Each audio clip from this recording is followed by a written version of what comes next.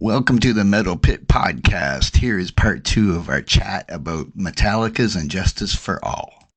Yeah. Anyway, let's go on to Shortest Straw. Now, this one's been played 97 times live. Jesus fucking Christ. You're blowing me away here, man. Yes, I was surprised when I seen these things too. But anyway, Wow. yeah, I'm surprised this one wasn't played live more. It's another one I really like. But I guess I don't know how long is this one. This was like close to 7 minutes. I guess they're mostly close to seven Yeah. minutes. But Yeah. what do you think of? Do you like Shortest Straw? I I love Shortest Straw. I think and I'm gonna compare it to something. It has that I think it has one of the finest metal riffs of that time, which is the intro riff. Like you're probably playing it in your head right now, and like everyone else is. And if you don't know it, go play it and it'll get stuck in your head. It I think it's one of the songs that maybe gets a little bit lost. And I don't know if that's because of the placing of the song in the track order, but you know it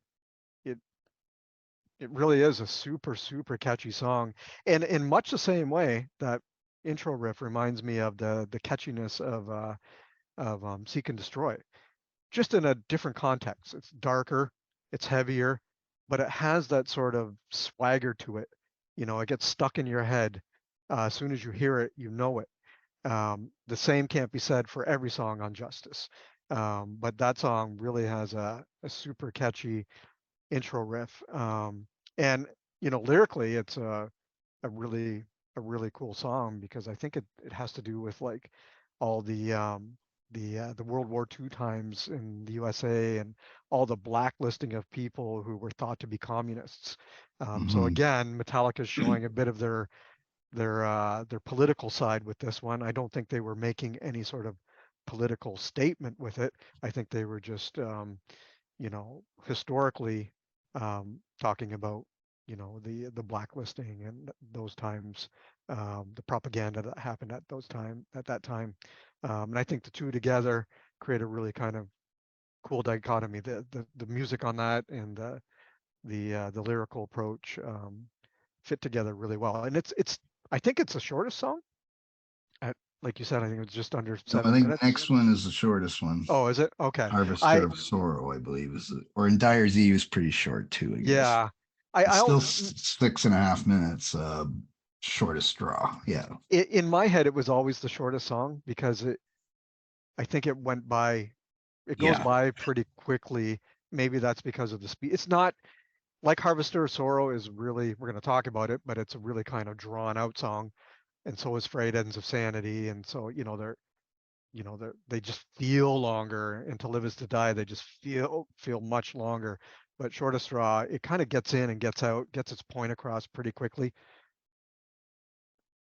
Yes, and speaking and the Harvester of Sorrow is actually the first single from this album. I don't even remember, like back then I would just buy the album. I didn't really pay attention to what single came out, I guess. Yeah. Yeah. But so I'm kind of surprised that I guess I'm not surprised that it's a single. I don't know because it's five. It's almost 6 minutes still, which is a pretty long single. But it's not like they're on the radio or anything back then. Yeah, exactly. Yeah. Yeah. But they've played Harvester of Sorrow 827 times, Well, that's much more than Shortest Straw. Wow. and I like this song. Well, again, like I say, I like all the songs, but I like the song too. Now, I'm taking the song subject matter refers to a man who descends into madness, taking out his anger on his family. Yeah. This is I got that off Wikipedia, so I'm hoping whoever wrote that knows what they're talking about. Right. Yeah. Yeah. I think again, it's really bleak, right? Lyrically Yes. and musically. It's probably it's the first song I ever learned on guitar. Mm. And it wasn't an easy song to learn. I remember learning anything off Justice is not easy. And I don't know if you know this, but did you ever have the tablature book for Justice to play on guitar? I It's think I did. I think I did. Yes. So if you look it up, it's notoriously the worst put together tab book in the history of tab books. Like it's Okay. pretty much wrong on everything. And people wondered why they couldn't play the riffs correctly or didn't sound the same. And it's because it just wasn't tabbed out right. And Okay.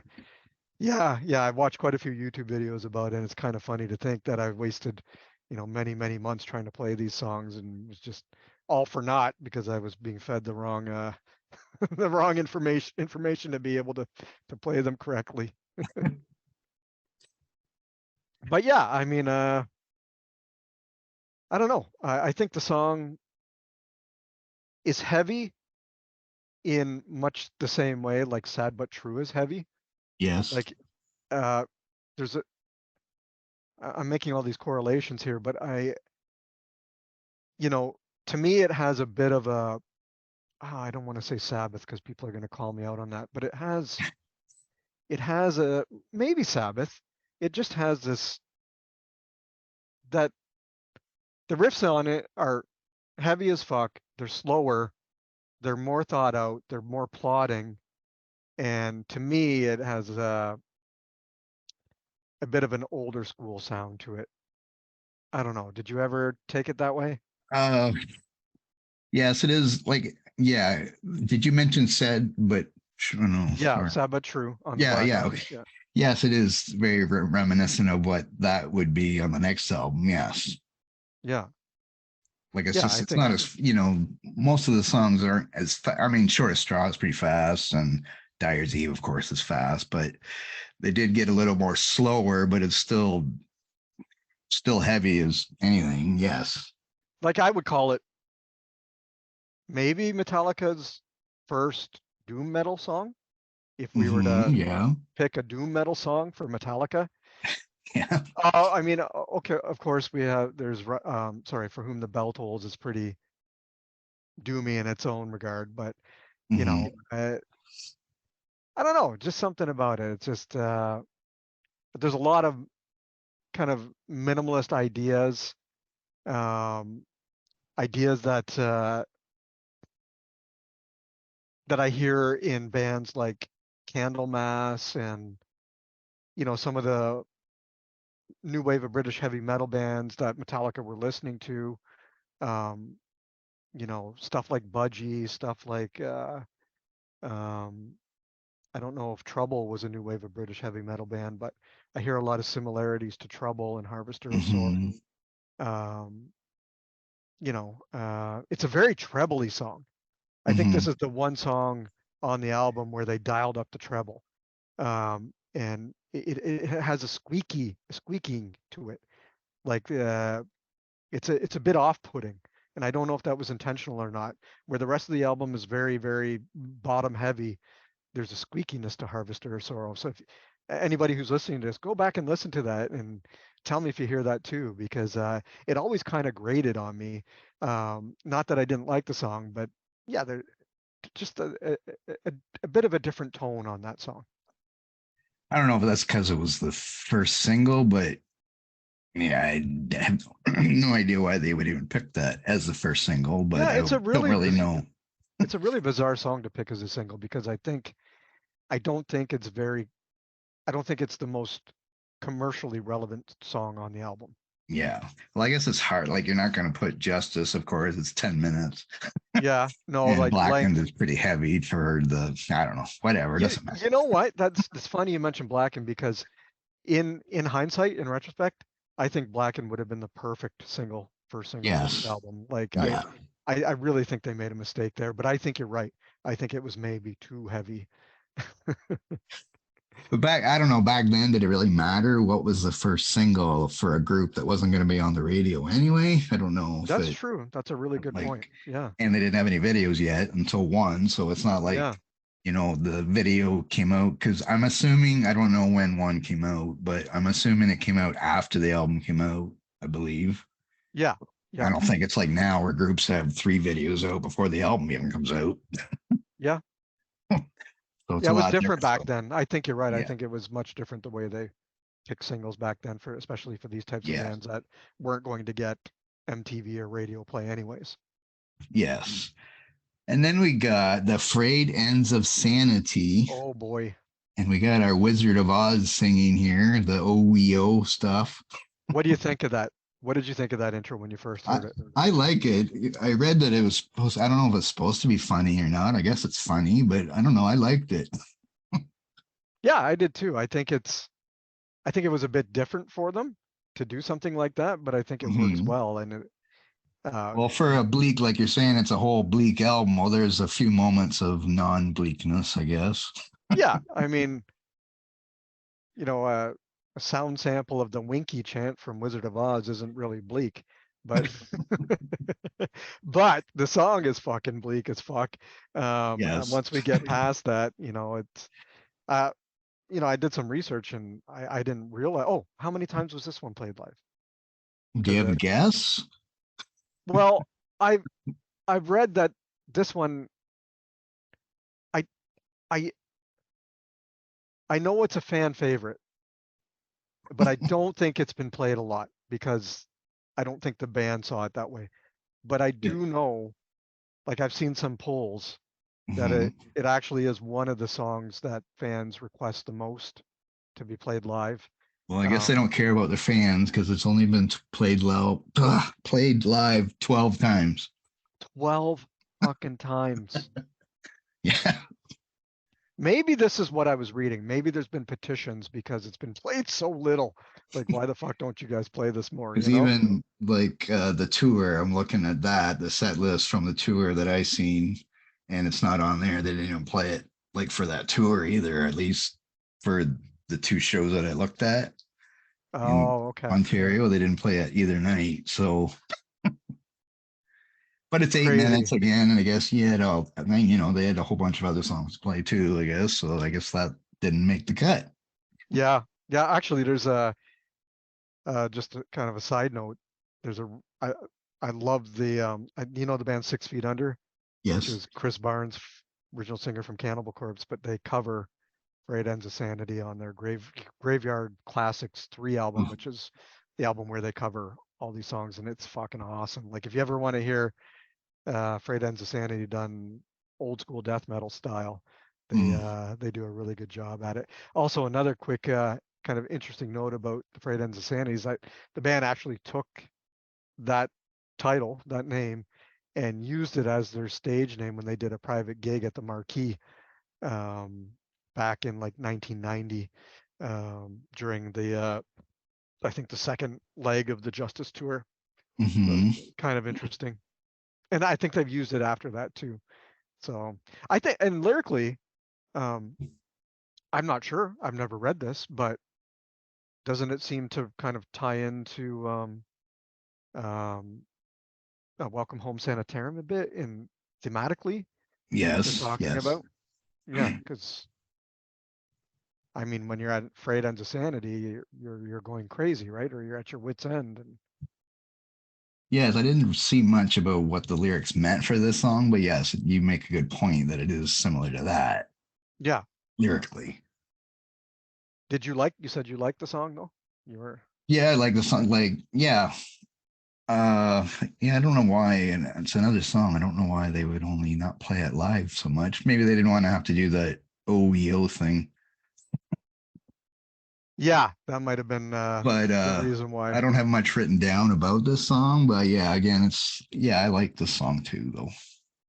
I love, to me, it has these kind of cool moments where the song actually sounds kind of fun.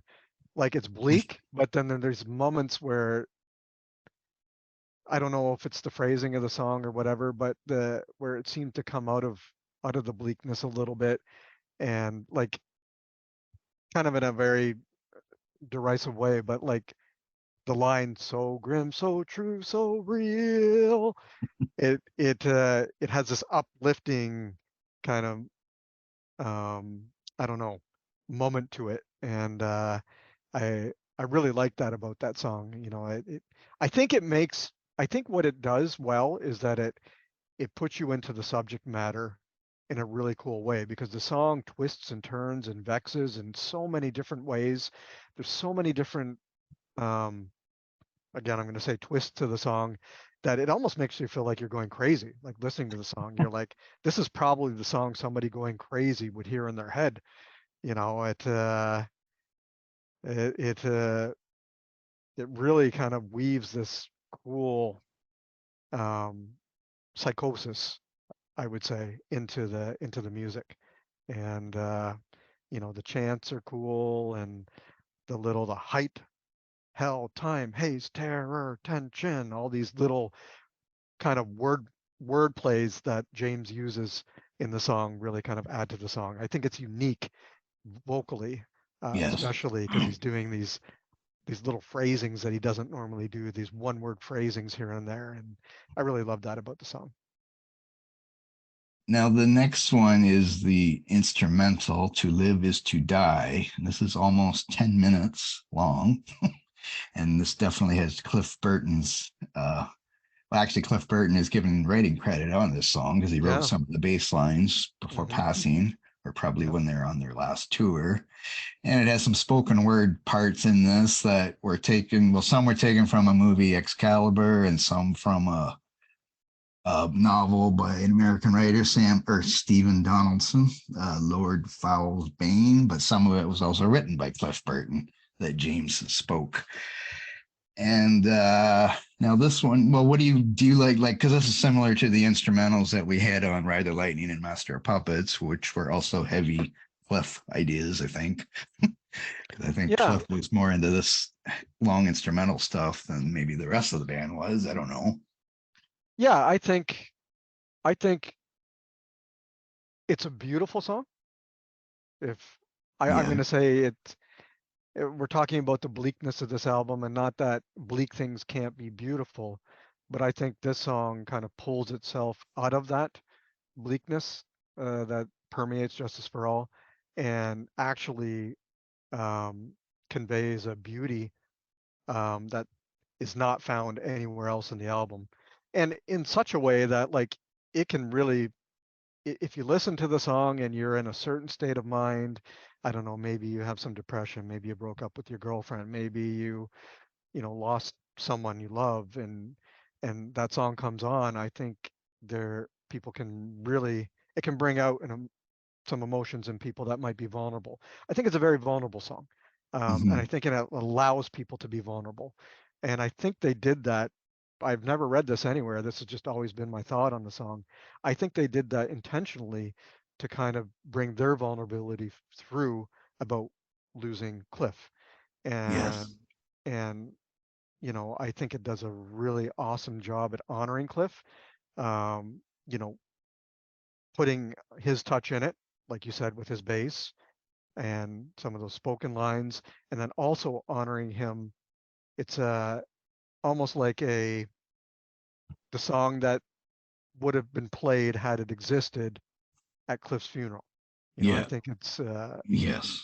it's a very fitting ending to that super talented man and that um, you know, tragic loss of life. But Yes. And then, sorry, go ahead. I was also going to say it's beautiful, but lyrically it's not necessarily beautiful. Musically, it's beautiful, but I believe the song is actually about how people lie still and cheat their way through life, and you know, um, seemingly like no cares for who gets hurt. Um, Hmm. you know, I think the first two lines, as you mentioned, are from that poem, and then the last two lines were written by Cliff. Um, And you have that one line that was written by Cliff, which is, all this I cannot bear to witness any longer. Cannot the kingdom of salvation take me home? And to me, that it's such a sad fucking line. Like, I don't even know what it means, but it's like when it's when you hear that in the context of the music, it's like, what was he trying to convey? You Hmm. know, like did he have was there something we didn't know about Cliff? You know, some underlying, I don't want to say depression, but under some underlying, uh, you know, deepness to him, because it is a Yes. really deep line. Hmm. And I think I wonder if that maybe why this is. Well, I mean, they like their instrumentals back then anyway. That they probably couldn't come up with lyrics to really tribute Cliff, or they probably didn't want to put the pressure on themselves for that. So that's why it is an instrumental using the few Yeah, lines there. That and this might be another reason why this song hasn't been played live very much because maybe they can't play it live because they do know it's a lot about Cliff or yeah, done yeah, by Cliff. yeah. I And know that. Oh, go ahead. it's only been played live once. Wow, in its entirety. Yes. Yeah, But it doesn't I didn't see anything where it said it was but yeah, they could have played parts of it other times, but it was 2011 in San Francisco, which is where they're from, right? yeah, yeah, yeah. And yeah, that's the only time they've ever played it live. I guess in its entirety, yes. I think one of the reasons might be, and I'm not questioning Metallica's talent, but um, I think it's a pretty complex song. Like that opening acoustic intro Mm-hmm. um, is a classically it's a piece of classical guitar written piece. Yeah. And it's actually really super difficult to play. I remember that was one of the when I started learning to play the songs on Justice, that was one of the ones I became obsessed with playing, and it took me months to learn it, and I've totally forgotten it now, but I remember how proud I was to actually learn to play that song after months because I love that intro riff. Um, but yeah, I think, overall, I think it's an interpretation of the musical growth of Metallica, um, and with Cliff Burton, and I think it honors that kind of that interpretation really well because the song starts off really slow, but then comes in a really heavy bass. It has some like earlier Metallica type riffs, from like I hear think listening to it just yesterday, I was hearing stuff from Ride the Lightning and and then it progresses into some riffs that you might have heard on Master of Puppets, and it's Mm-hmm. all these riffs that are seemingly sound old school in this one song, but old school in a way that Cliff was involved with all these albums. And I think it was a nice way to tie up Metallica, um, the Cliff era Metallica into one song. And I also look at it that way. Like I think it just sums up everything perfectly that Cliff ever done with the band and the progressions of the band with Cliff in that one song. Yes.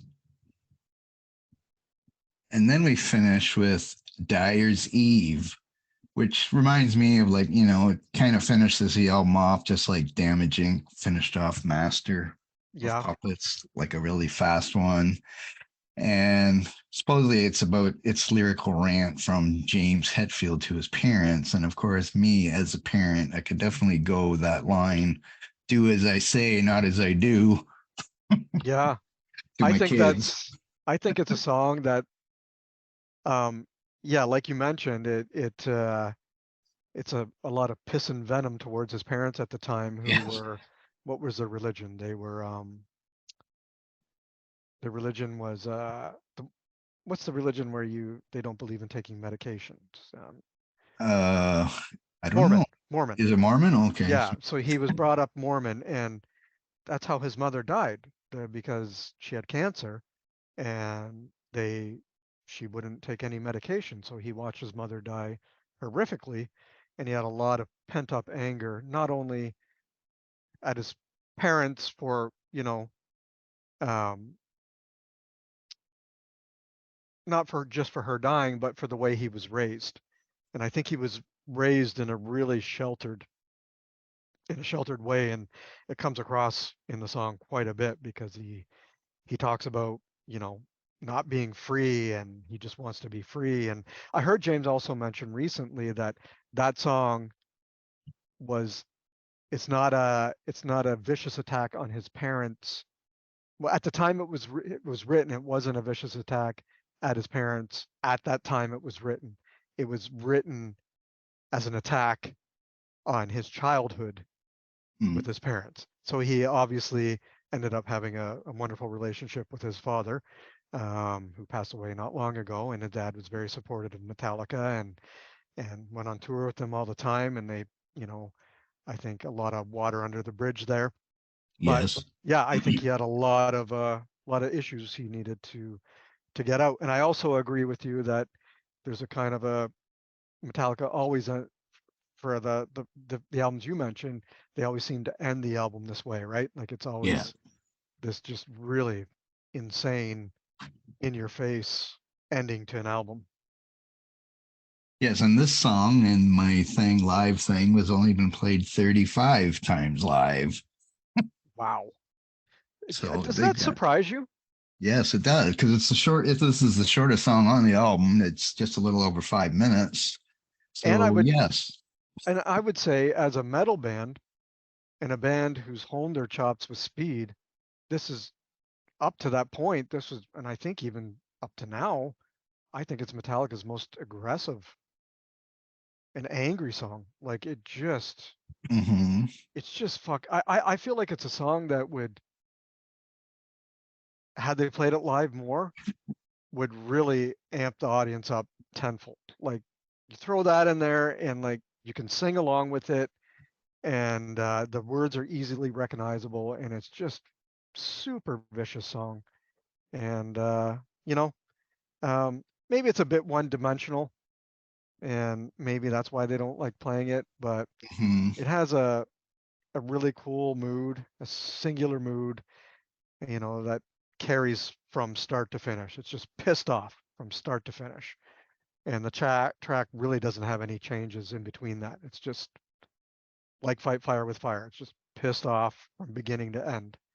Yes, And maybe I don't know. Maybe they just didn't play it live because it is similar to some of the like your Whiplash, or your Battery, or Damage Inc. Maybe they. I don't know. I don't know yeah, why they choose to not play it very much when.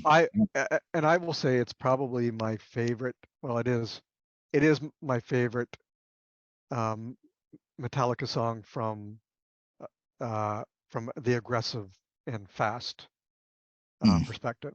If I yeah. want to hear a Metallica song, a super fast and aggressive, in your face, pump me the fuck up song, I'll put that one on, and it always does it for me. Yes. Okay, so that's the album. So let's rate this out of 10. What would maybe what would you give it now, and then what would you have gave it back then? Would it be the same rating you would have gave it then as now? Okay, well, this is the album that got me through my formative years of high school. Without it, I probably wouldn't have made it through. Um, and for that reason alone, it holds a lot of sentimental value to me, and it is absolutely the most played album ever for me, like by far. Nothing even comes close to it. I wish, like you're getting these statistics for how many songs, how many times they played it. I wish I had, something that tracked how many times I listened to this album in the past. How many years has it been now? 33, 30, Yeah. yeah, whatever it's been. Yes. Because it would probably be in the thousands. Um, and I always played the album start to finish. I never skipped. So young Jason, high school Jason would have rated this album probably a you know, an 80 out of 10 if you could. Just, Hmm. I can't even say 10 out of 10. It would have to be more than that. Okay. Sorry, I thought you said eight. I thought when you 8 out said of 10, 80, I no. was I was hearing 8 out of 10. I went, oh, I'm surprised. Oh no, you said 80 out of 10. Okay. 80 out of 10, 100 out of 10, Okay. 200 out of 10. But then what has it done to me over the years? Hmm. Realistically, I can hear its flaws. Hmm. I'm not going to call them flaws because I don't really think they're necessarily flaws. I think it is the album that the band wanted to put together, and who am I to say that it's a flaw? Yes. Um, I would say I can hear where it where it might have. I can hear where they could have cut down things to have it be less time consuming and make it Yes. more impactful.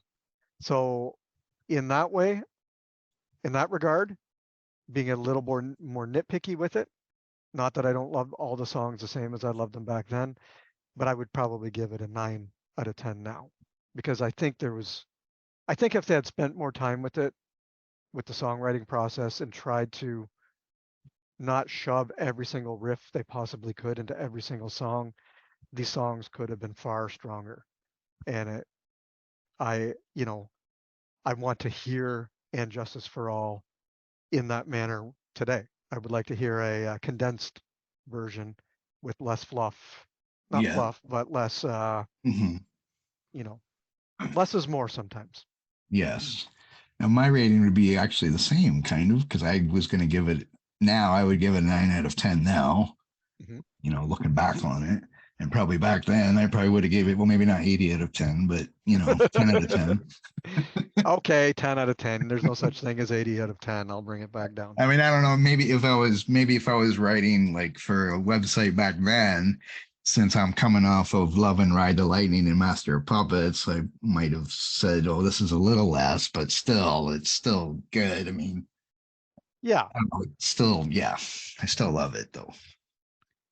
but Now, it's not the Metallica album you'll put on first. no, it isn't. Okay. Ride the Lightning would be first, like I said, and then Master, and then this one next. Yeah. I think for me, it Metallica, those albums, the ones you just mentioned, to Hmm. me it really dictates what my mood is at the time of which Yeah. album I put on. Like I love all the albums. I love Justice more because I connect with the songs more personally. I don't think Yes. that the songs are any better than the songs on Master or the songs on Ride. I think they're just as good, but it's just that that personal connection I have. Um, but yeah, I think I don't even know where I was going with this, but Well, you got the sentimental thing too, right? Which I yeah, yeah, have with yeah, yeah, I have with Iron Maiden's Number of the Beast. It's the first album I really heard. I'm sure yeah, Peace of Mind, Power Slave is just as good as the Number of the Beast. But if yeah, somebody asks me what's my favorite album ever, it's the Number of the Beast because that's what changed my life. yeah, yeah, exactly. And yeah. I think one thing about Justice album that I love the most and which probably brings me back to it the most is I fucking love, like I can't even convey how much I love James Hetfield's vocals on this album because I think he is a vicious, barking. I I think he's I think he nailed the anger that his voice can exude. Like Hmm. like he's not on that album, he's not just a thrash vocalist anymore. He actually, to me, he's a fucking monster. Like I think his vocals are just so vicious and so they just cut they just cut through in a way that they didn't even cut on Master or Ride the Lightning. Like there's no melody from him on this album. I mean, a Hmm. little bit on one Yeah. when he's, but for the most part, I think it it's James's best throughout their whole catalog. To me, it's James's best vocal performance. I think he really found himself on that album, and I think he really set a tone for his voice on that album that he was never able to reach again. Like even if even now when they play some songs off of Justice, like he just doesn't touch it. He doesn't have the same Yeah. viciousness that he had. Yeah. And of course, the Black Album, which came next, there wasn't much viciousness in that at No, all, no. really. Occasionally I'll hear Few. the the barking from him that you heard on Justice, but Yeah. it's so fleeting because I think Yes. Bob Rock, you know, kind of turned him into a singer he didn't need to be Yeah. or wasn't necessarily put on this earth to be, you know. Yes. And I'll mention a few before. Let's see. Just that this album it made it to number 6 on the U.S. Billboard charts. It made it to number 4 in the UK. Only number 13 in Canada. I'm not sure why that was, but Wow. and it made it to number one in Finland. But of course, every heavy metal album makes it number one in Finland. Yeah, pretty Um, metal. Yeah.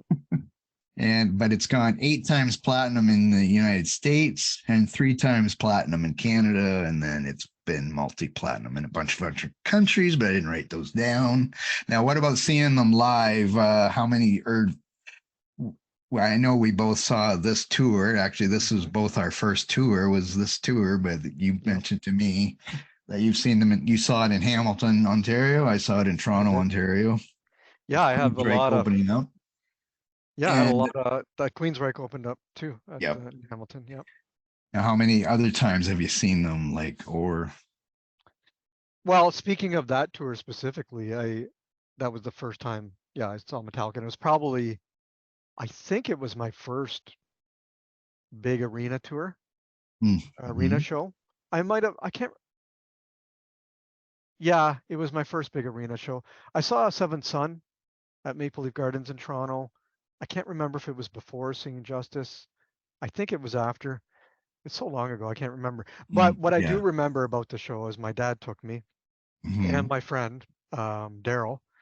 And Daryl was my best friend through high school, and he was my only other metal.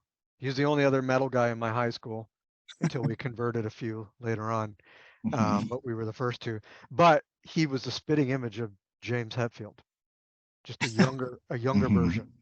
Like he purposely did that. Like he grew the mutton chops and he had the same long blonde hair. He has James Hetfield's eyes. He dressed like him. He's tall like James. He's lanky like James was back then. And I remember when we went uh to the concert, we were walking around outside the venue just because there was a huge lineup and we didn't want to wait in line. So we were just, I don't know, going over to get a hot dog or whatever. And a group of like 10 people came running, James, James. And Daryl, he played it up, man. And he didn't really say I'm James, but he was like, like he really liked that attention. So I thought that was kind of funny. And even in the venue, he would, as we're sitting down and walking to our seats, people would be like, "Is that James? Is that James?" And to this day, I bug him about it. He's actually recently pulled out a few pictures from that era, and like, yeah, man, you were the spitting image of a younger James. Um, but yeah, wasn't a big Queensryche fan, so I didn't have much to say about them opening. I know I just really wanted Metallica to come on, and I will say that it was unfucking believable the energy in that venue. Like, soon as the intro to the Good, Bad, and the Ugly mm-hmm, that they always use and then I don't know if you remember this, but they had video screens up yeah, on either side of the screen where it showed the band walking while the Good, Bad, and the Ugly was playing, walking from wherever they were in the venue to the stage. So there was this anticipation with the Good and the Bad and the Ugly playing, and then watching them make their way to the stage, and just the place fucking erupted. Like even prior to them getting on the stage, and once they got on the stage, and the video feed ended, and they were actually on the stage, it was just bedlam. Like the place went fucking nuts. yeah. Um, and I know you have. Do you have what song they played first on the Black blackened, yes. Black? And yeah, and I think yeah, now I do remember that, and I think that was the perfect song to open up that the show I saw anyways. That set with because it really whipped the I think crowd they into always started their tour with the first song, I believe, back yeah. then anyway. Okay, yeah, that I makes think, sense. yeah. But yeah, But it's Black and yeah, it was a perfect song to start it anyway. oh But fuck, then that mid part in Black End where it just gets groovy. I hmm just I just I was up a little bit in the stands, but not too high. And I had a nice side view, not too far from the stage, but I also had a really great view of the pit. And I just remember thinking, this fucking pit during that breakdown, I just thought people were gonna die. I was like, this is fucking crazy. And there hasn't been a show since. Like I've seen Metallica multiple times since then, but I'm just talking about any metal show I've ever been to. I've never ever felt that energy like I felt for that show from the crowd. Like just the energy between the band and the crowd, like I felt at that show. And I don't think it's a sentimental thing. I just think hmm not because it was possibly my first arena show and that it was really intense. I've never had that same connection, that visceral connection, that energy ever again. And I long for it when I go to concerts. You always, whenever they played, the Ecstasy of Gold there, at the start, I always got Oh, that's what chills. it is. The ecstasy of gold. Yeah. Yeah. Yeah, Yeah. I Yeah. always got chills when I would hear that. Yeah. And then do you remember the video feed of them walking to the stage Yes, at the yes, Toronto yeah, show? Yeah. yeah, It added even more because here they fucking come. They're coming. They took their time wherever they're walking from, somewhere deep in the recesses of the Maple Leaf Gardens or whatever the arena is called in Hamilton, but they sure as hell took their time, and I think that was purposeful because they wanted the place to erupt, yeah. you know. I don't know why I waited till this tour to see them. Probably just I because I was didn't gonna have a ask you car. that, I yeah. probably didn't have a because I lived a couple hours from Toronto or Hamilton. But that didn't And stop you from going to see Maiden, right? well, yeah, I know, but I'm trying. I can't remember if this is my second concert because I can't recall. I'd have to go looking through my concert tickets Yeah. that I have Yeah. and try to figure it Well, out. you saw But yeah, I Maiden. don't know why I waited for a Justice for All tour to see them when I had listened to them right from the start. But They they had come around though, right? Obviously on Master. yeah, And yeah, okay. like maybe they weren't headlighting yet. Maybe Yeah. I Yeah. don't know. I don't I don't think Metallica headlined for Master. I think their big tour for that know. was with Ozzy. Yes, yes. Yeah, that's So, probably yeah, I don't know why I waited. It might have just been the fact that I didn't have a car and I was afraid of my dad and stuff like that. yeah, well, we all have that. Yeah, yeah. I had some pretty understanding parents who, um, my dad early on, because he liked the bands, would accompany me, but then he was like, "Yep, you're cool now to go to all these shows in Toronto." So I think I was pretty lucky. I was like 16 or 17 when I was traveling from my little farm town 2.5 hours away from Toronto, 3 hours by bus with friends Hmm.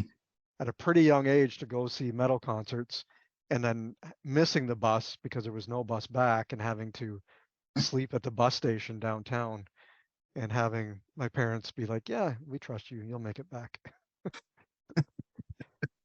There were some close calls, man. We had some really crazy happenings, a lot of stories, but yeah, I don't think parents would allow that anymore. No, I don't think So, it's pretty. I don't think it's as safe. I mean, it was scary back then, but it's even more scary now if yeah, you're, yeah, yeah, yeah. I think. Anyway, so yeah, I've seen them about 10 times or something like that. But 10 yes, times. Wow. Yeah, I something definitely like haven't. that. Yes. Well, I've Um, seen a few of their concerts where, they played with, I saw them play with Guns N' Roses. Just, it yeah, wasn't their tour. It was Guns N' Roses tour. And I've seen them play with Aerosmith at the CNE with like Warrant and Skid Row and Aerosmith tour. yep. I can't remember the year. I think it was actually the year after this tour because it was just, because I know one was out, but there was so many, it was at CNE Stadium there. So it was like 50,000 people there where the Blue Now, Jays used to play, oh yeah, at CNE. like Yeah, yeah, Ontario Place area, or no, it wasn't yeah. Ontario. No, Well, no, it's where the Blue CNE Jays was, used to play there. yeah, it Yeah. was the Ball Diamond. Yeah, yeah. Yeah. And there was so many fights that day at that concert. Usually heavy metal people get along, but I think it was the problem that Aerosmith wasn't really heavy metal It and was a their pretty fans diverse didn't like lineup. the Metallica fans. Yeah, yeah. 'Cause, yeah. I have a similar story. I saw Clash of the Titans tour at CNE, and it was Megadeth, Slayer, Anthrax, and you know who opened it was Alice in Alice in Chains, wasn't it? Yeah, Okay. and they got so like my dad took me to that concert too. I was a bit of an Alice in Chains fan, and I was enjoying their set, but you couldn't even hear them because of the boos and because the boo and the chants of Slayer, Slayer, Slayer. And I remember Tom Araya came on stage, a singer from Slayer, and he's like, "If you guys don't shut the fuck up and show these guys some respect, we're not going to play tonight." And the whole place just shut up and let Alice in Chains play. And I thought that was really fucking cool of Slayer singer to do. So I had never forgot that. But yeah, it's different times back then. There was Yeah. some weirdness between the genres, right? The subgenres. Yes. I liked Well, Alice in Chains back then, yeah, yeah. but I I wanted didn't to. see that tour though. It was a great tour. I wanted to ask you, what was your What was your favorite Metallica show then, or tour? Huh. Oh my God, I don't know about that because that's a hard question to do.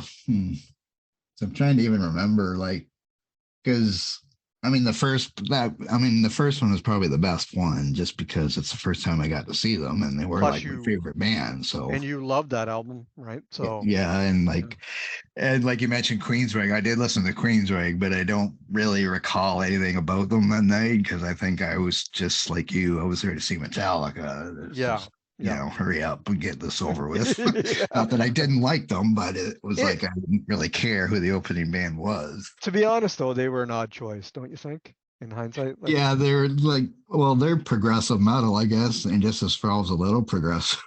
yeah, But yeah. yes, it was an odd choice, but I don't remember people booing them off the stage or anything No, no, anyway. I don't know, but I don't think that was so. many No, years ago. But I just think it was a, maybe I'm wrong because I was pretty young, but I think the crowd might have been a different crowd that you would get at a Metallica show. Like, I don't know if a Queen's, I don't know if the roles were reversed, Queensryche fans would not have come out. Like if Metallica, no, they wouldn't have cared about Metallica as an opening band, is what I'm trying to say.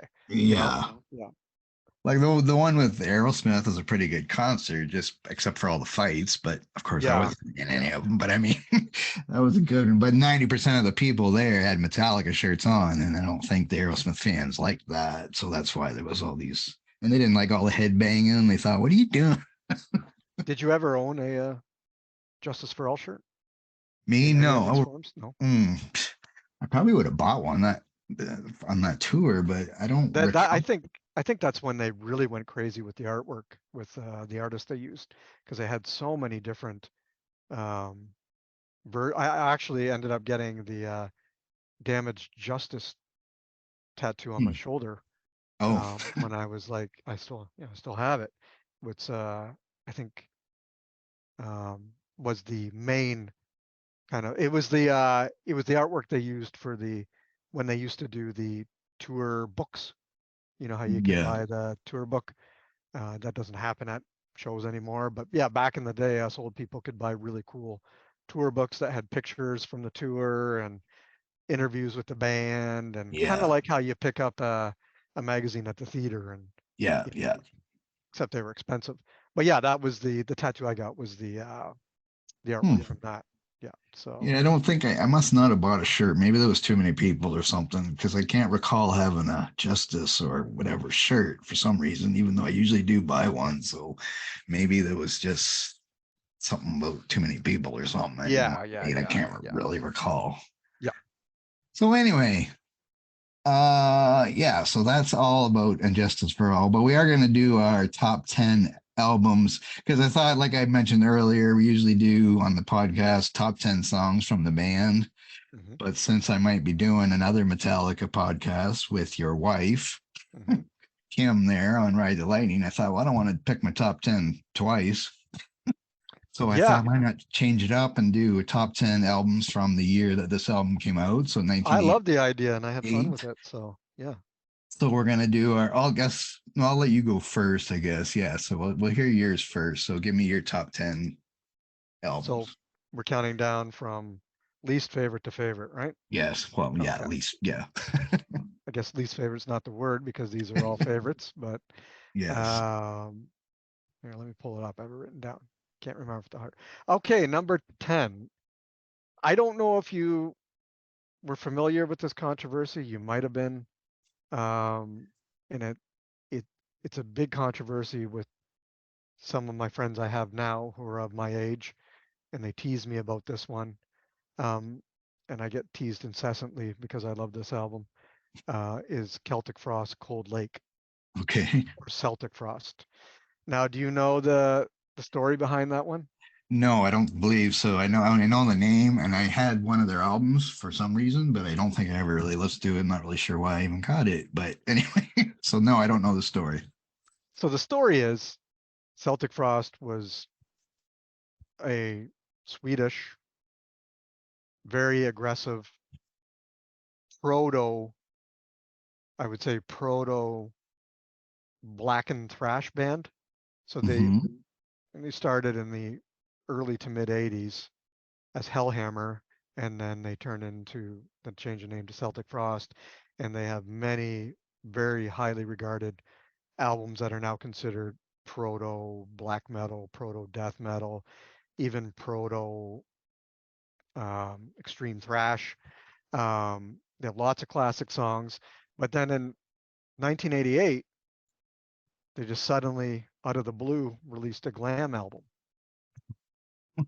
So you can think of it, it. It's akin to now saying Cannibal Corpse, their next album, they teased their hair and released a glam album. That's what this was like for fans of Celtic Frost in '88. So it was shit on incessantly. But I will say I was a Celtic Frost fan. Um, no, I wasn't a Celtic Frost fan at all prior to hearing this album. Hmm. But I was a thrash fan, and I was also a glam connoisseur at the time. It wasn't my Hmm. favorite subgenre, but I liked it. And what I really loved about this album is that it took both worlds and mashed them. So it has the extremity that you would have gotten from early Celtic Frost, the real aggressive proto black metal, proto extreme thrash, death metal, but it has this layer of overt glam to it, or cock rock, or hard rock, or Hmm. whatever you want to call it. And to the point that I'll tell you, these guys are all super ugly dudes, and they didn't look great with glam makeup on and teased hair and tight jeans. And the album cover is actually really glammy looking, even though their previous album covers were really fucking dark and ominous. And the back cover is them looking pretty, but pretty ugly at the same time.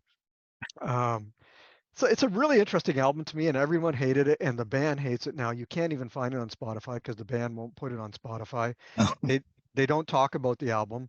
When they do talk about the album, they talk about it in a very negative light. And I think I'm one of the few people in the world that truly love this album. It's in my top 10 for '88. I still listen to the album today. I listened to the album the day it came out. I bought it on vinyl. And uh, and for anybody who doesn't know this album, or even for you, Blake, I would go check out the song called Cherry Orchards. They made a video for it, and it gives okay. you kind of an idea of what the song's about.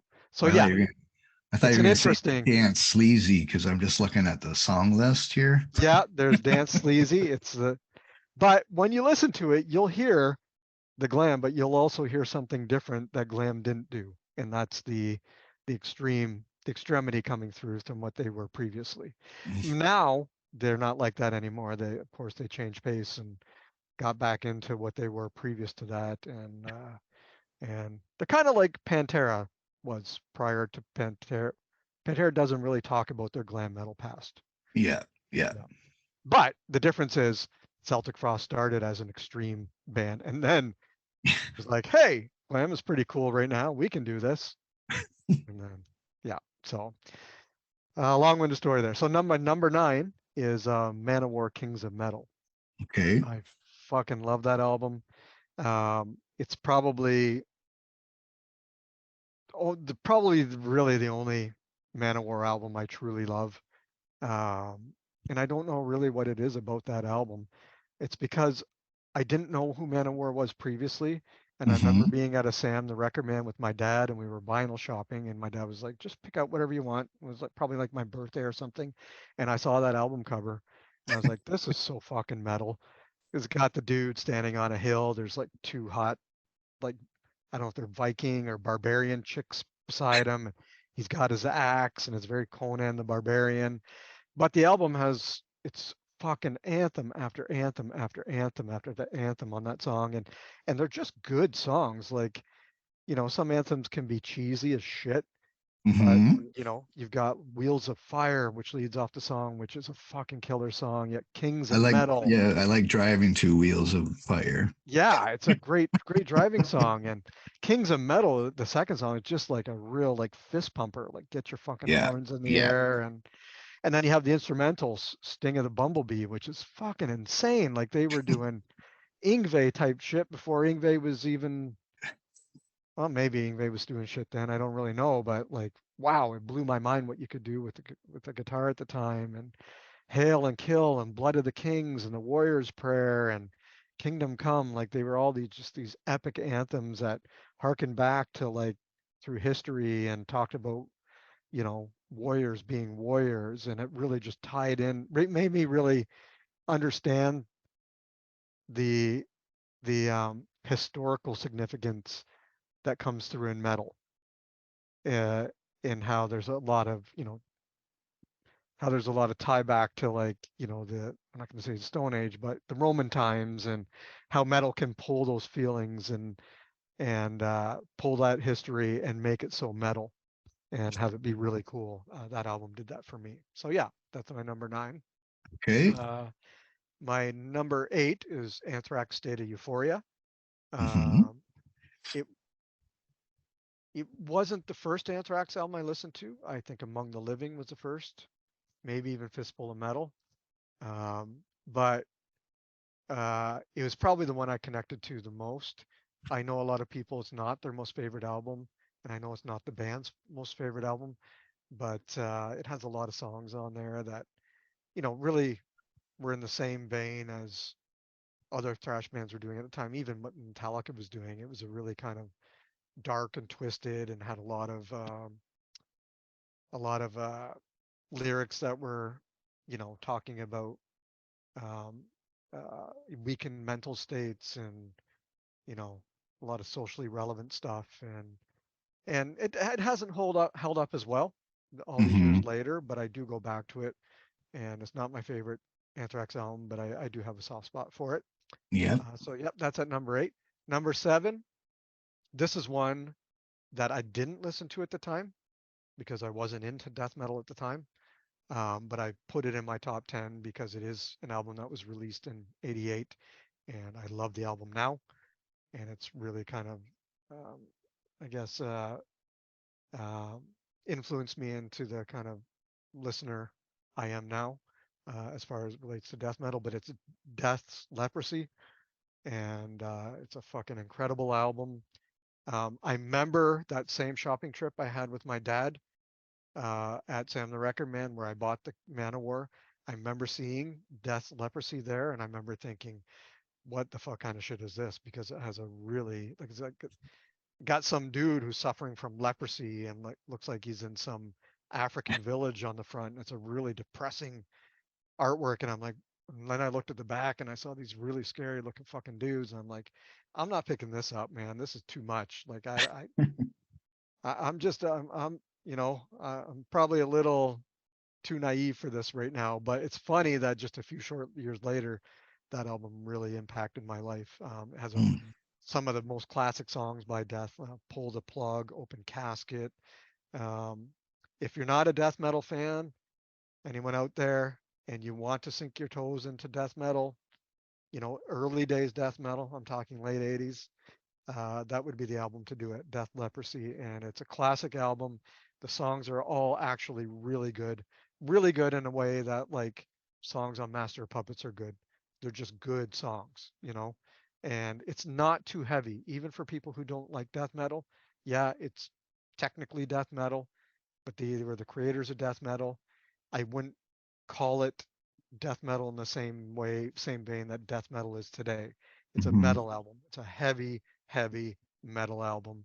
And I think anybody who loves just heavy metal should check it out because it's a killer album. Number six, I got Overkill, Under the Influence. Um, it was my first Overkill album, Hmm. and it's still my favorite album to this date from Overkill. It's got, obviously Hello from the Gutter, which was the first, I think, Overkill video I ever saw. It had that crazy bat flying around in the gutters. You probably know that video.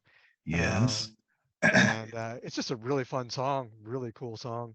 I ended up getting that tattoo too, not too long No. after. I have, I don't know what they call the bat from that's in their logo in that video, but I have him tattooed on my forearm. I think I got the tattoo when I was like 15, so my mom was not too happy with me. Um, but yeah, just a really solid Overkill album, a really solid East Coast thrash album. I think I think it, if you listen to it today, it sounds like it could have been recorded today.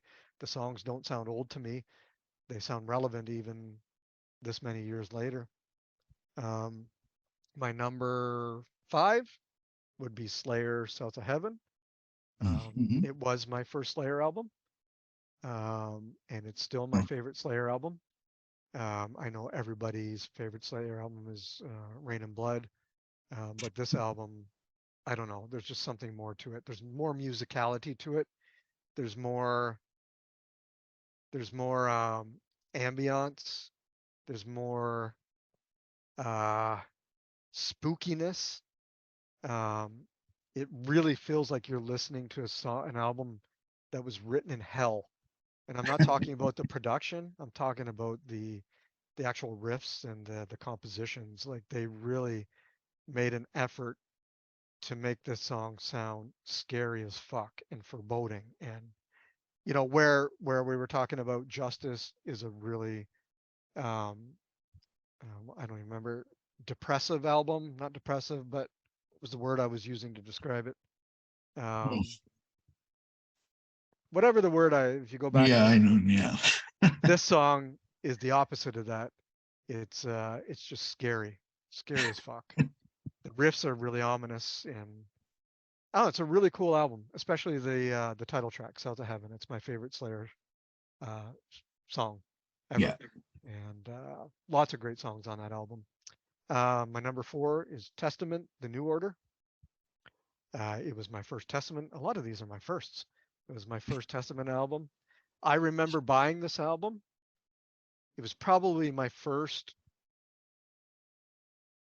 I'm guessing, yeah.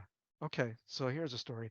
I bought this album before Justice came out, Mm. and I bought on cassette, and I took it home, and I thought, what the fuck is this? This is way too heavy. What is this shit? And I put it away. I hated it. I didn't like it. I didn't, not that I hated it. I didn't understand it. I wasn't ready for it. Mm-hmm. And it was that first song, Trial by Fire. You probably know the song. Mm-hmm. Uh, Killer song, killer lead off track. And I was just like, what the fuck is this? This is just crazy, man. This is too heavy. And I put it away. And then I think I didn't pull it out until after I got into Justice. Then I was able to appreciate it. Mm. And I think obviously Justice is a heavier album in hindsight. Um, but at the time I just wasn't ready for it. But it's a super awesome album. I think it's my favorite Testament album. I think they got a little just started getting a little too soft after that and getting I don't know, too too bubbly. The album after it, which I think is Practice What You Preach, sounded a little too clean. Mm-hmm. It's a good album, had some good songs, but it just sounded like it didn't sound like the New Order. The New Order was raw and aggressive and still really, to me, it had a really European kind of thrash flavor to it. And then the next Testament album, Practice What You Preach, sounded really overtly Bay Area, just Mm-hmm. too polished.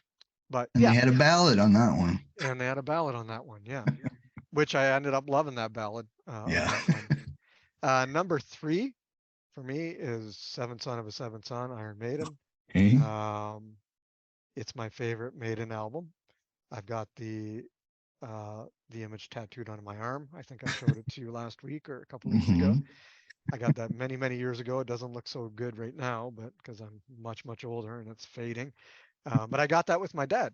So Oh. yeah, my for my 16th birthday, it was my dad and I shared a love for that album, and he took me to see that tour. I can't remember if it, like I said earlier, I can't remember if we saw that before the Justice tour, but on my 16th birthday, we went and got matching tattoos for that album, and I just fucking love that album from start to finish.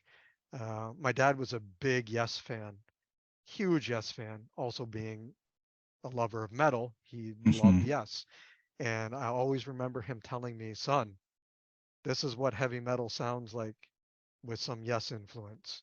And I never really clued into that. I was like, what are you talking about, Dad? This sounds nothing like Yes. And then later on, it finally clicked, and it was those the keys on Seventh Son of a Seventh Son, not just on the title track, but peppered throughout. Hmm. Um, that really kind of gave it that a bit more of a progressive feel.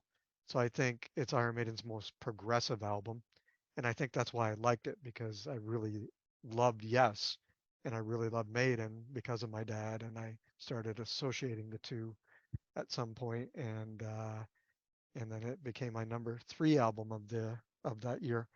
My number two is Megadeth. So Far So Good So What. It's my favorite Megadeth to date. It's my first Hmm. Megadeth album I heard. Um, that's not true. My dad was a Peace Sal's fan, and I would hear my dad in the peripheral play Peace Sal's, but this was before I was into that stuff because that Okay. was in '86. And I'd be like, I didn't really pay attention. I didn't know what my dad was really into. I'm like, what is my dad listening to? Yeah. Um, but So Far So Good came out, I think, a few months before Justice came out. So I had a head start on Megadeth before I even knew really who Metallica were and what Justice was. And I fucking loved that album. Me and my friends, my metal friends at the time, memorized that album start to finish. It had the ballad on there, In My Hmm. Yeah. Darkest Hour, which I still think is an incredible song. Like, that's a song that can really, if you're an emotional person, it can put you in a state.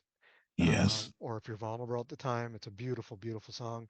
And it also has some really fucking ripping songs like Into the Lungs of Hell, the first song, and the instrumental at the beginning. And I mean, I think it's got some of Mustaine's best guitar work on there.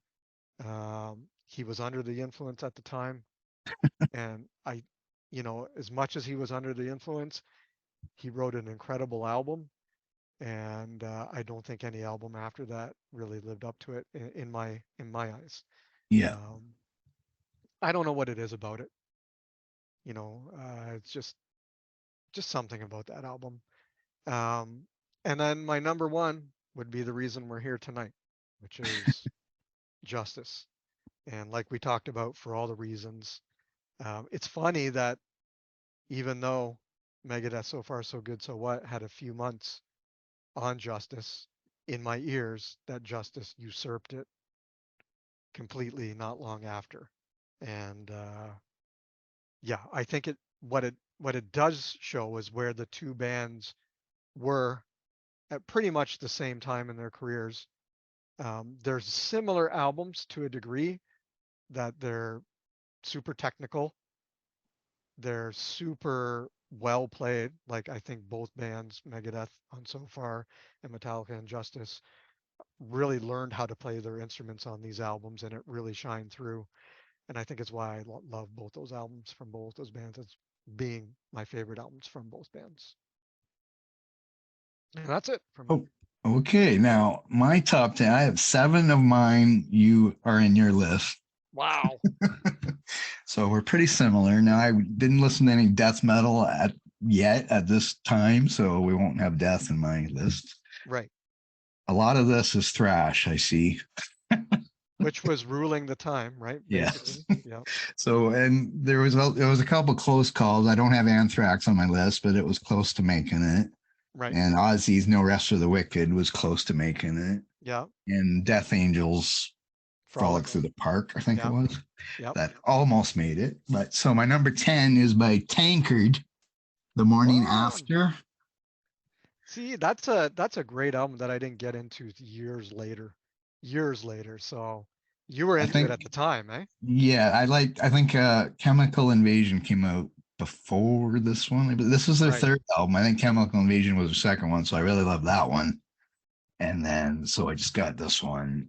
Y- You know what's odd to me is, like, how did you get into Tanker? Because I don't think, like, for those of us that were listening to thrash, and I guess more Bay Area thrash at the time, they were kind of off the radar, right? Tankard weren't really the the thrash band people knew about. Am I Yeah, and right? I don't even think I can answer your question. I can't remember why I would have heard Tankard. I don't know if it was on one of those, the brave words you talked about, the CDs it would come Oh with yeah. it. Yep. It could have been in there.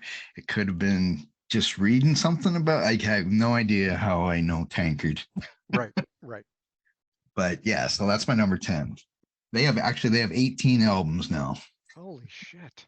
but I Wow. haven't really listened to much of it. I mean, I might listen to them a little bit, but I just listened to Chemical Invasion and The Morning After are my favorites by them. Yeah. Yeah. The ones you go back to, right? Yeah. Number 9, I got King Diamond's solo album Them. Yeah. That was That his third studio album, also. I Like not struggled much. with that one too. Yeah, Yeah. and it didn't make it. On mine only because I I I got into conspiracy first, which was I think a year later. Hmm.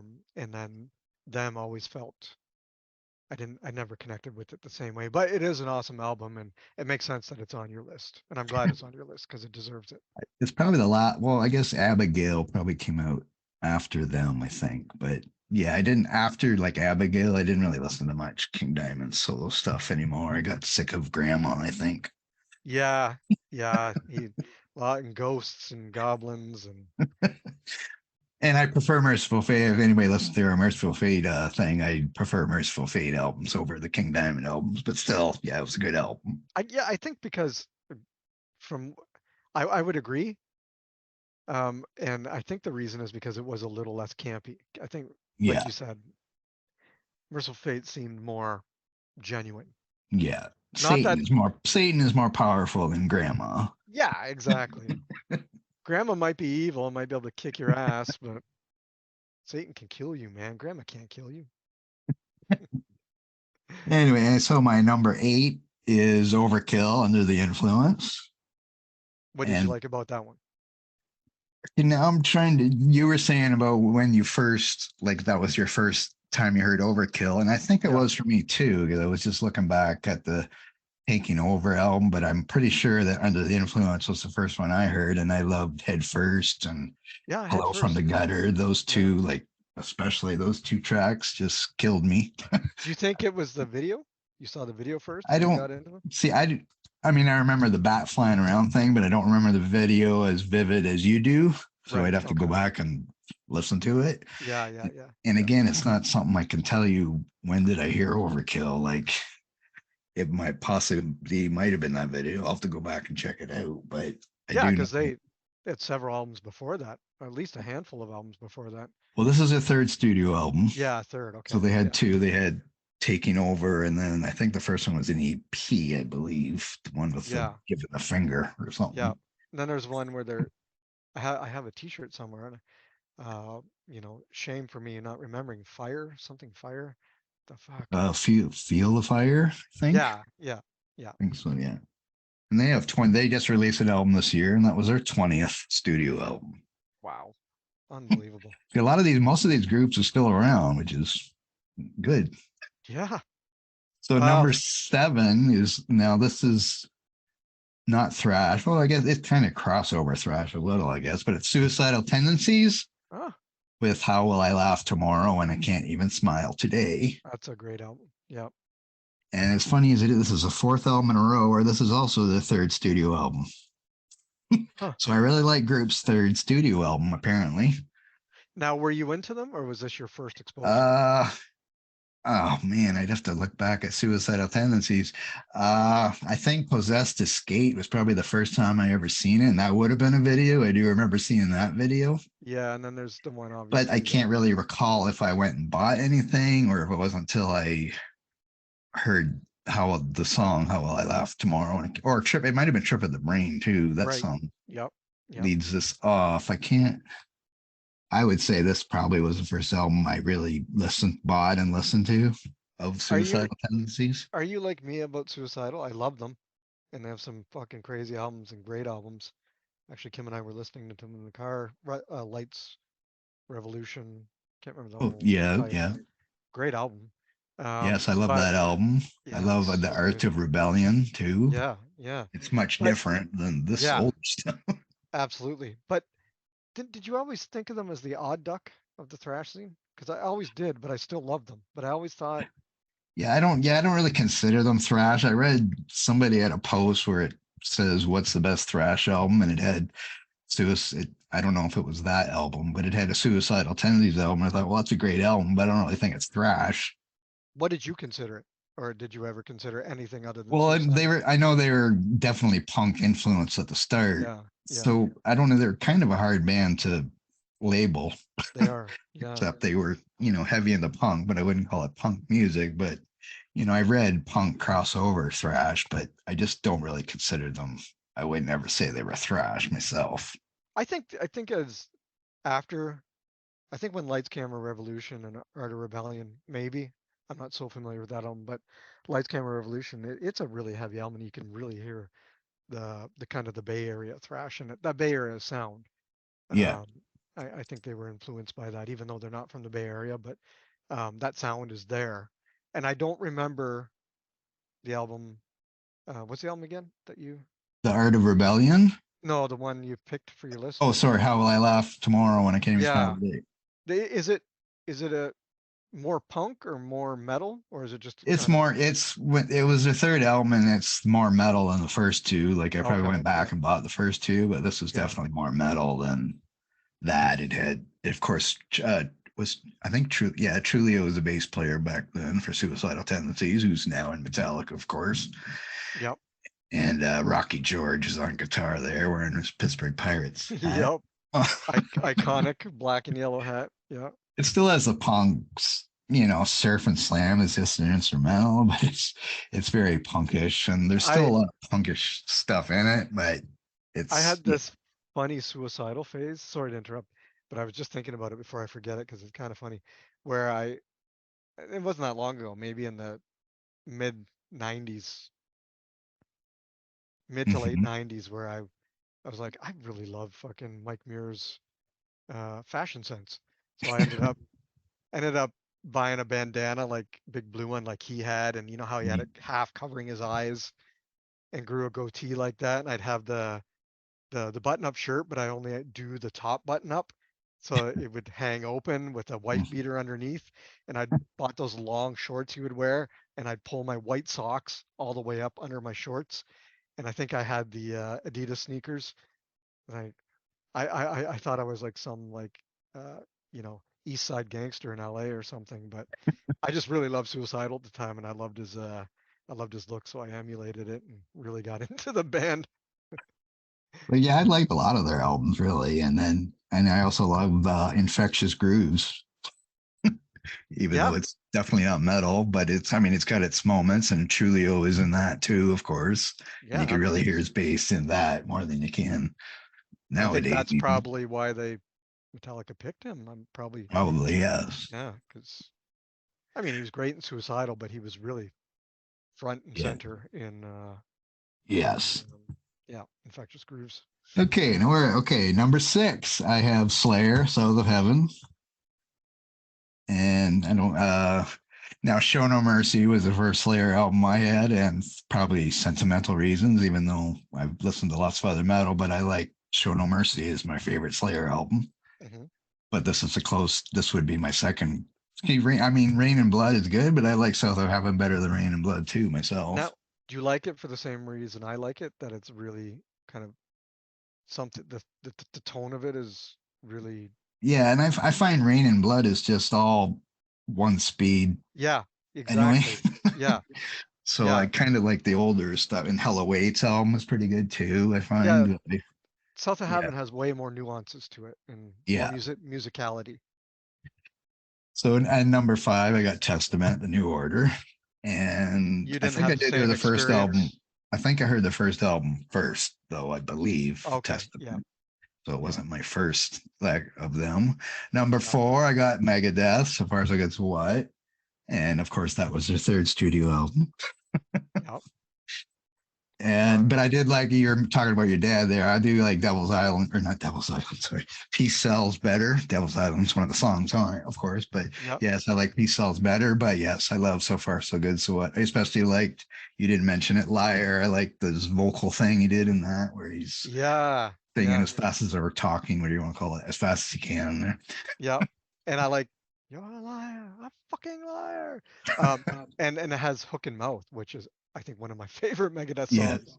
When he Yes. spells out the alphabet, and Yeah. Yeah. oh man, it's so catchy. Like I mean, a lot of people like Holy or not Holy Wars. Is that the name of the Rest in album? Peace. Oh yeah, Rust in Peace. A lot of people say that's their best album, but yeah, Man, I like Peace Cells and So Far So Good. So what before that one, but I'm with you. Yeah, whatever. I like Rest in Peace as well, but I think it's a bit overrated. I think it's Yeah, I don't know. yeah. It's good, but doesn't hold a And so candle to the number others. three, I got Metallica and Justice for All. I put it as my number three, so that might disappoint you, but No, that's fair. If it was number 10, I might be disappointed, but if it wasn't in the top 5, then yeah, well, they're all close. yeah. So my number two is Manowar, Kings of Metal. No way. Yeah, it's I because I thought I love was the that. I only love one. that. I love a few of the Manowar. I love that album, and I love oh the one before which that's called Kings of Metal. Yep. I'm just forgetting the names right now of their albums. The one before that one I also love, Is it the one and with all four of them standing and it's a painting and blue, let me find. blue? Can I find this fast? Manowar, Manowar. Um, I've listened to Manowar since their first album, I believe. All Men Play on 10, whatever album that was on. I can't even find it's not even on Spotify for some reason, the album I'm talking about. But Battle Hymns is their first album. Oh And yeah, this okay, Kings so of the one yes, before Kings of Kings of Metal is Metal was six. Fighting the World, Fighting which the was in World, yeah. 87. I love that one too. And then Triumph of Steel, which is after Kings of Metal in Yeah. 1992. I love that one too. I'd love to do a podcast on one of the Manowar albums. Now, let me ask you about your Manowar love because I used to get back in the day around this time, I used to get flack from my friends for being like, "Oh man, you're a pussy. You listen to these guys? Look at them. They wear loincloths and sing about cheesy shit." Did you ever did you ever like the Well, music speaks for itself, but did you ever think it was campy? I didn't care, like, because I've listened to other people talking about albums like Manowar and saying like what you're just saying about how it's cheesy and whatever, Hmm. campy. But I mean, I didn't care. I thought it was great. Like All Men Play or not, yeah, the song All Men Play on. I'm not sure what album that's on. Into Glory, right? Maybe doesn't matter. But the Fighting the World, I know that album got a lot of flack for their song "Blow Your Speakers" Yeah, yeah, because they're talking about MTV and stuff. But still, yeah. I still love the song. And think it's still powerful, power loud as hell and stuff. And And the uh, songs are just well written. Like they're just yeah, like I don't know, I don't care what other people say about somebody anyway. Like if I like something, I like it, right? Like yeah. I Yeah, I kind of think I just got teased and ribbed because none of my friends I understood didn't that. have a lot of metal friends, I guess, in school, and probably Manowar was more. You know, Well, it and was at the same time, but I don't know. those same friends though, they would sure they would shit on me for listening to Manowar, but then they would bust out their winger tape in the car. She's 8 to Yeah. 17, only 17. The fuck are you singing about? She's 17. Shouldn't even be singing about her. I don't And know. my number one wasn't even on your list, so we'll see what Oh, you think of this group. But Halloween, Keeper of the Seven Keys, Part Two. well, yeah. I don't think you're a Halloween fan. No, that's not true. That's not true. I uh I like Halloween in the same way that I like Sabotage. And that's I like and Sabotage. that's yeah. I like Sabotage more than Halloween. Hmm. I just think they had to me, I'm gonna go back to the campy thing. And like Halloween to me, yeah, there's some great tunes on that album, but I'm not a fan of Halloween. I haven't been my whole life. I actually Hmm. hate the day that is Halloween and dressing up. I can thank my mom for Oh, that because okay. she would make me elaborate costumes when I was a kid and parade me around town and try to win the costume prizes in these fucking super boiling hot costumes. So I never had a really good relationship with Halloween and pumpkins and jack-o'-lanterns. And so Halloween rubbed me the wrong way for that reason. And I know that's a ridiculous thing to associate, but what can you do? I was just like, I'm not into Halloween. I'm probably not going to be into these guys if they sing Yeah, if about. you don't like pumpkins, you're not gonna like Halloween. Do they sing about pumpkins all the time? Because Well, they have a little. I think was it. I think it was on their debut album where they would play the pumpkin Halloween song thing, like "Happy Happy Halloween, Halloween." yeah, see that shit drives me crazy. But yeah, I love Halloween. It's one of my favorite groups ever, and Here I am shitting on them like they're well, that's all nothing, right. It and doesn't it's matter. like your You can shit favorite on group. them. I'm sure we'll have another podcast where I'll try to shit on one of yours. But yeah, I like. I mean, for power, I didn't really. I mean, I guess Manowar is kind of power metal, but Manowar is heavier than Halloween. But Halloween's like the only power metal band I really loved.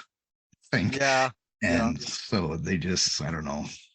Even and now they have three singers. I mean, they're playing in Toronto tomorrow night. Actually, I wanted to go, but I can't just because of work stuff. Oh, that But sucks. Yeah. but I know two of our other writers, actually three of our other writers are going, but Stacia and Johnny are going. To the Halloween. Yeah, so I'm gonna Oh, get her to wow. buy me a shirt for me. So They're Halloween fans, eh? yeah, I was surprised actually when she told me they were going. Yeah, yeah. I'm not gonna.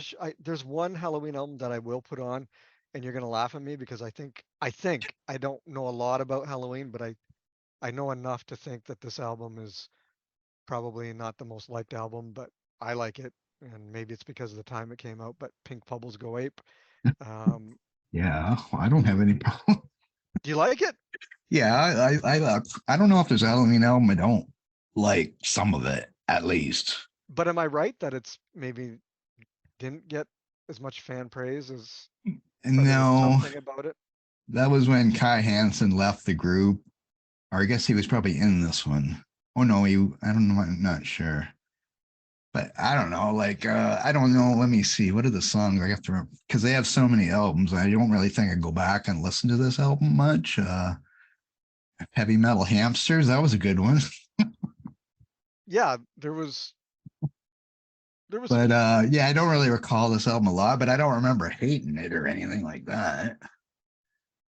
yeah, I think it was just a solid album at that time, and you know, And yeah, I don't know really know what Pink Bubbles Go Ape actually means, but yeah, I guess I and didn't really think about it that hard. the But cover art of the lady shoving a fish down her throat or whatever it was.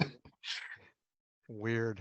I think even Keeper of the Seven Keys, the Legacy, which is like Keeper of the Seven Keys 3, I guess, from 2005. That's one of my favorite albums ever. And I'm not going to look in to see who the singer, I think it's Andy Duras is the singer on that. I could be wrong though. But And anyway, and it's less cheesy. Like I think they moved away from the. yeah, they got, well, the album before that was called Rabbit Don't Come Easy. Yeah, That yeah. might have been their last cheesy title kind of thing. I don't know. They've changed. They've had other ones like Time of the Oath, Better Than Raw, like The Dark Ride. They got a little dark, but then they had a Rabbit, Don't Come Easy, whatever. What does that mean?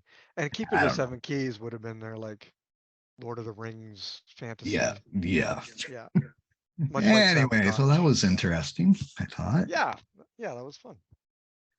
I thought you might. I didn't like Black Mountain. I know you're big into Black Mountain, but there really wasn't much. I know Bathory had an album out in '88, Well, to but be honest, I just wasn't into it at the time. yeah, Like I wasn't on my radar. It was before, like I mentioned with the death that I put on there, it was put on there only after, like yeah. like I don't know what the rules were for this, but I thought, well, it was released in '88, and I love the album now. I guess, It's what you like now. It's not what you like back in 1988. Or I yeah, probably would have had Seventh Son on here, but now I never yeah, listened to that album. There, yeah. I can shit on Seventh Son of a Seventh There Son. you go. But anyway, We're okay. Well, we even now. better. We're even. Yeah, this is a long one. Yes, we better end this show. I'll just remind everybody to check us out on our website, www.themetalpit.org, and on Instagram and Facebook at The Metal Pit. And did I mention YouTube? I don't know if I think I forgot that. We have a YouTube channel at The Metal Pit 666. And make sure you definitely check our website. I wrote a thing about 1983. You can read my top 10 albums of 1983, which probably has some of these groups in it. Yeah. Anyway, thanks everybody listening. Thanks, Jason, for joining me. Thank you. It was a lot of fun. Let's do this Okay, again. thank you. Bye, everybody. Take care. Bye bye.